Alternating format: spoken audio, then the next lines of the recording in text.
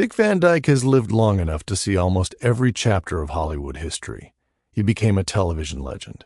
He became a movie star. He won major awards. And decades after the Dick Van Dyke Show ended, audiences still remember one person whenever they think about his greatest television role, Mary Tyler Moore. For 5 years, Van Dyke and Moore played Rob and Laura Petrie, one of television's most beloved married couples. They were funny. They were comfortable with each other. And, most importantly, they felt real. That chemistry was so convincing that audiences eventually began wondering whether something more was happening behind the cameras. And there was something. Dick Van Dyke has openly admitted that he developed a crush on Mary Tyler Moore while they were working together. But the real story is very different from the scandalous version that has circulated for decades. There was no confirmed secret affair. There was no dramatic Hollywood betrayal. Instead, there were two married people who developed genuine affection for each other, recognized the danger of crossing a line, and chose not to do it. That decision would eventually become one of the most interesting parts of their story. It was 1961 when Mary Tyler Moore walked into an audition for a new television series. She was young and relatively unknown. Dick Van Dyke was already becoming a recognizable comedian. Nobody could have known that the two actors were about to create one of the most memorable partnerships in television history. The Dick Van Dyke Show premiered on CBS in 1961 and ran until 1966. Van Dyke played Rob Petrie, a television comedy writer. Moore played his wife, Laura. The premise was simple, but the chemistry was extraordinary.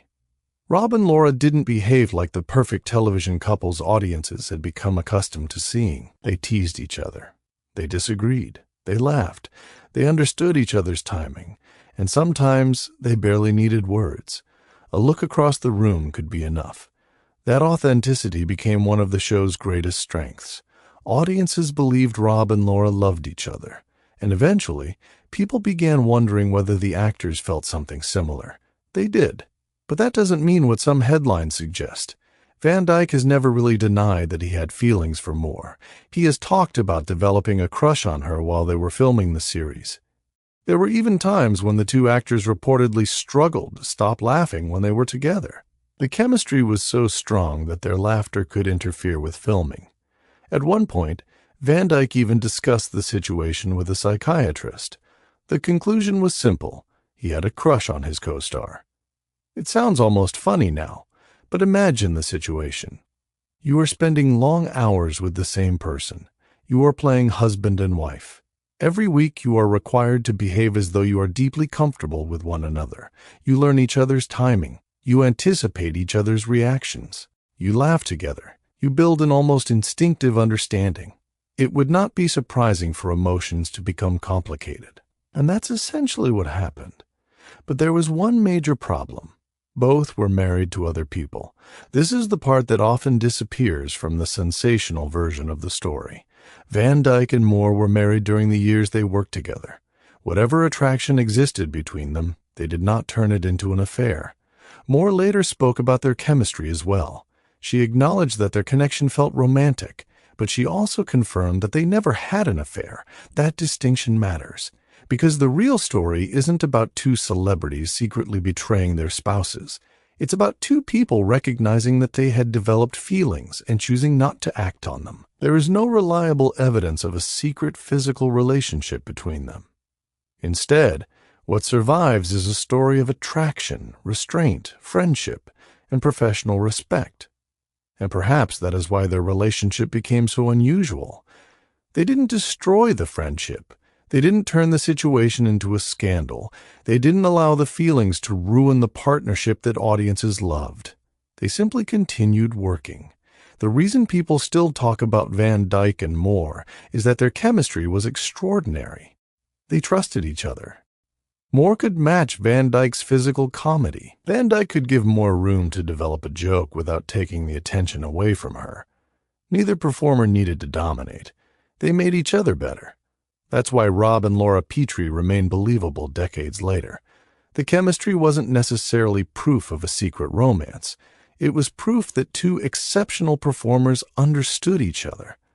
Sometimes the strongest connection between actors isn't romantic. It is trust. It is timing. It is knowing exactly when the other person is going to turn, pause, smile, or deliver a line. Van Dyke and Moore had that, and it survived long after the show ended. The Dick Van Dyke Show ended in 1966, but their friendship didn't. That may actually be the most important part of the entire story. They moved into different chapters of their careers. They lived different lives. They had different relationships, but they remained connected. Their professional partnership became a genuine personal friendship, and that friendship lasted for decades. That is significant because many Hollywood relationships disappear once the cameras stop rolling. Costers finish a show and move on. The friendship fades. Memories become part of an old career. That didn't happen here. Van Dyke continued speaking warmly about Moore throughout the years, and when she died in 2017, he publicly remembered her with enormous affection. He praised her talent, he praised her comic timing, and he made it clear that she had been one of the most important people in his professional life. He wasn't talking about a forgotten co-star. He was talking about someone who had remained important to him for more than half a century. This is where the story becomes more emotional. Because Van Dyke's feelings for Moore did not disappear when the show ended. They didn't disappear when they became older, and they didn't disappear when she died. Her memory remained part of the way he talked about his own life. That tells us something about what their relationship eventually became. The crush may have been part of the beginning, but it wasn't the whole story. Over time, the romantic attraction became something deeper and less complicated. Friendship, respect, gratitude, and memory.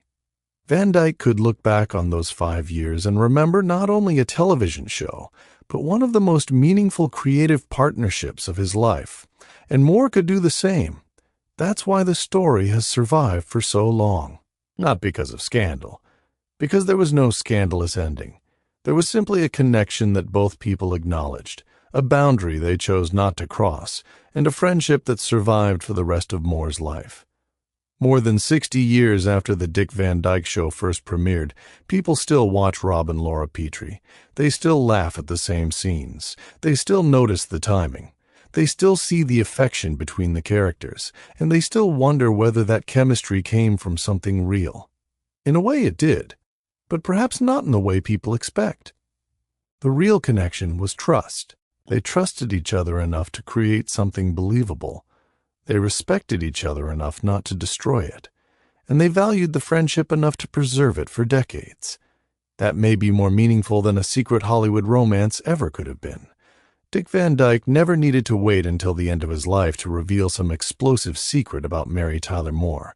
He had been talking about her for years. He spoke about the crush. He spoke about their laughter. He spoke about her extraordinary talent.